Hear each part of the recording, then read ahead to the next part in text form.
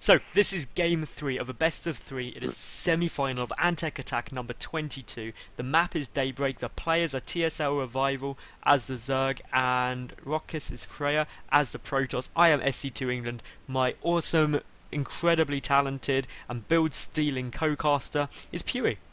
I think I say Banks then, and the streamer is Banks. And the streamer who's helping us out through these technical incidents is known as Banks. So Yes, thank you, yes. Banks, for helping us when Pewee's internet goes a bit bad. I know. Which is It's always a annoyed me shame. as hell. I tried for like 2 hours trying to sort it. He was, bless. We even played a game, and I nearly won because his lag was so bad. I nearly won. That's saying something. Nearly won. Okay, I'm loosely using that term, Pewee. Okay. You've done better Loosely. than last time. I did better than embarrassed myself. I think because I of the would- lag. Oh well, you've done fairly okay, I would That's the say. nicest thing you've ever said to me. But anyway, back to the game. Well, this is game 3, which means the series is tied 1 apiece. Game 1 went to FRAER, game 2 went to Revival, and now we're on game 3 on Daybreak, which favours Zerg by about 10%. Kinda. No, it does statistically. It's about 60% win rate for Zerg against Protoss. Yeah, just a little bit. I wouldn't say it was that bad. No, I mean like as in people are like, oh no, Daybreak. Like I Oh, would no, say it is it's Zerg favored, but it's not like Huge. as bad as some people try to make it. Like this map is just all around like everyone's favorite map. Yeah, It's, it's just so good. it is, and Like- it's been out quite a while as well. There's like, Zelnaga Caverns was one of the favorites for quite a while. Seriously, if I had to relate Daybreak to a map, it'd be like someone had strawberries and chocolate, and they were just like, it'd be really good putting these two things together, and they just made something purely brilliant. Yeah, That's what happened with it's Daybreak. like Daybreak is top notch. Fair play to it, and it's actually been the favorite map for like the last year. So it is crazy when you look at it's balanced. It's gone through so many different meta games and all that, and it's still one of the favorites. I just think that's really impressive. Now, we do have FRAER. He went for a Nexus first into a Forge. His gateway's up now. Meanwhile, Revival, he's got his third base up first, which is a standard for him. The reason he goes for this third before the natural is purely because he knows his natural is going to get blocked, and he knows he's going to get 3 bases anyway. Yeah, pretty much. The only thing that annoys me about like the fast third is the fact that you have to build probes or harvesters and send them further to mine. But other than that, you're just wasting time up if you don't get it really. See, the only thing which bothers me a bit in ZvP at the moment is I think as a matchup, it's one of the best fleshed out in terms of the early game openings. They've kind of got to a point where everyone just does the same thing because they're fantastic. Which actually, Yeah. if you're playing on ladder, you can abuse that. That everyone knows Oh, so definitely. well what's coming. That if you're playing against a Zerg player, for example, if you rather than going for a Forge first, you went for a 2 gateway on the low ground and just went Zealots, most Zerg players will just flat out die. Yeah, absolutely. Or even just like I've seen one gate sellouts just put on pressure, and it's like it's crazy how you notice things like that's just so. Some people are so certain of what you're doing that they Don't scout. kind of overlook the thing and abuse it to an extent. Now we do have the third down already for Revival. Just adding it Yep. there. That went down at a minute ago, so about 4:20, which is absolutely perfect timing. Bang on the Absolutely. saves. The chronoboot's going off on the Nexus. That's quite noting to tell. Just because it means there's nothing crazy fast coming out in terms. Well, he is doing the same build Yeah. as game 1, which is the 4-gate Zealot opening. Sorry, the 4-gate pressure. So, like, you should have experience of this. This is why I beat you both times on this map. So, it's, in my opinion, it's a solid build, especially if the timings work out quickly. And because, of course, he went Nexus first, Forge, then Gateway, because he could afford them all in that order. His Gateway tech is like 30 to 40 seconds ahead of standard opening. Yeah, I mean it's not just 4-gate. It's 4-gate with the +1 ground weapons. Yes. Which makes it a lot more potent. It's not an all-in 4-gate off of 2 base by any means. You can comfortably take your One, third. 2, 3. It's exactly as you predicted, Pewee. Yeah. Um, It's such a good build, man. I know, it just works really effective, and I think what it really allows you to do is get up that third base, which as a Protoss player, your third base is the real money. It's where you can tech away crazily, you can support crazy amounts of gateways and colossi, and just generally you then make Zergs cry. Speed now in production. Roach Warren is 5 seconds away. So, like, as I've seen earlier, the main important points of this build is you hit before roaches are properly out, and you hit before speed is done.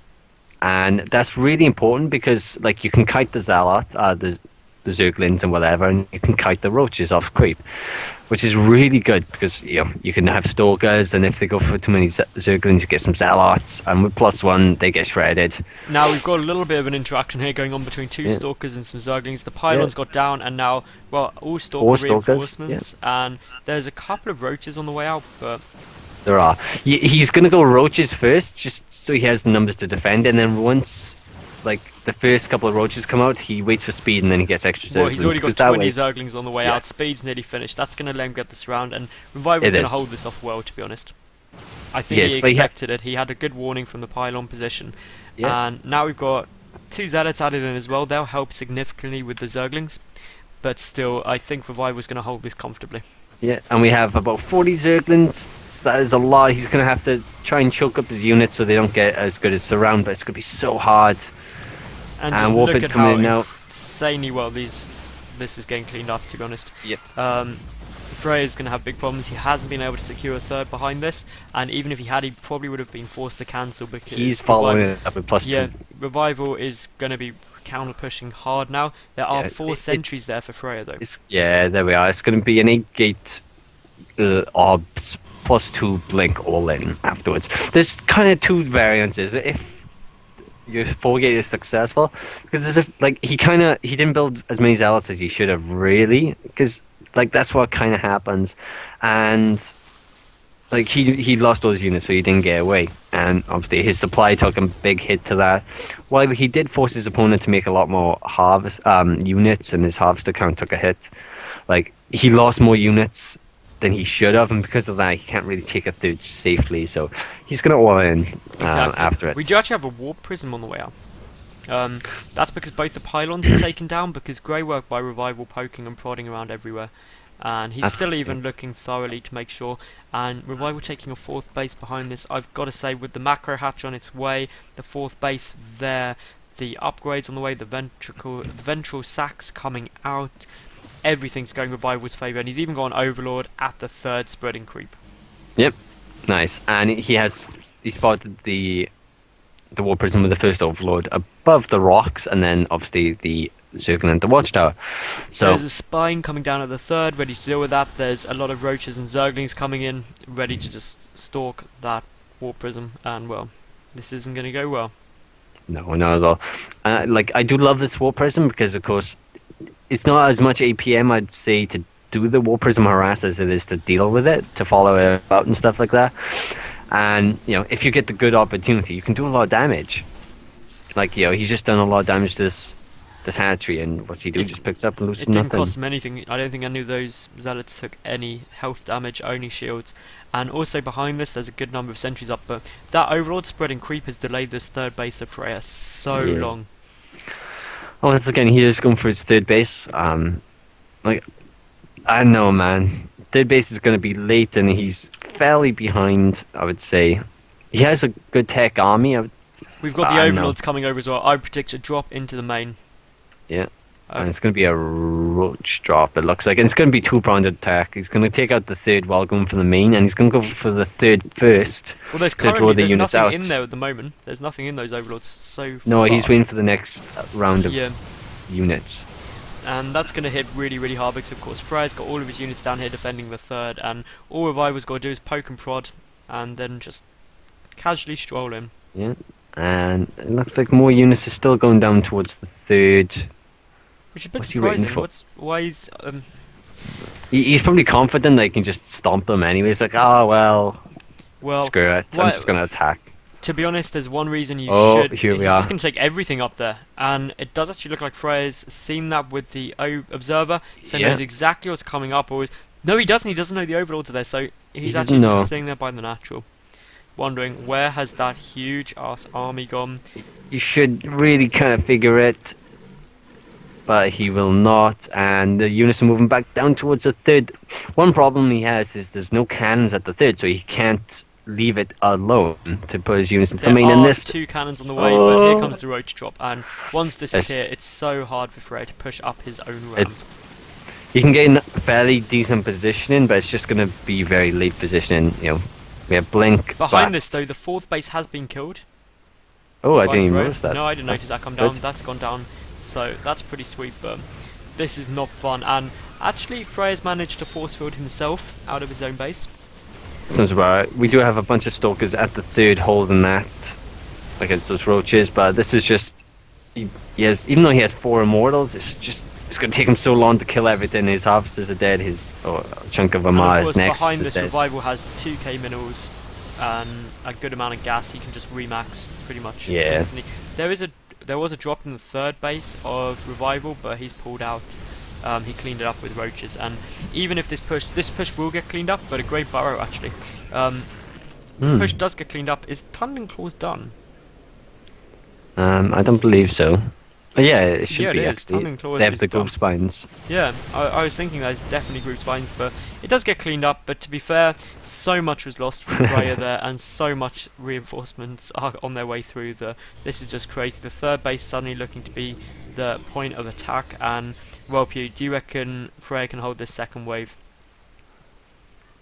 I highly doubt it. That much I know, but I don't know when the 2nd wave is coming. Wait to commit yourself to like an answer there. Just like I highly doubt it. No, I was trying to wonder what exactly 2nd wave you're on about. But all of these roaches, the huge amount flooding through, and there's no sentries here for force fields either. So suddenly this 3rd base is going to go down. The units are on their way. There's a lot of immortals though, to be fair.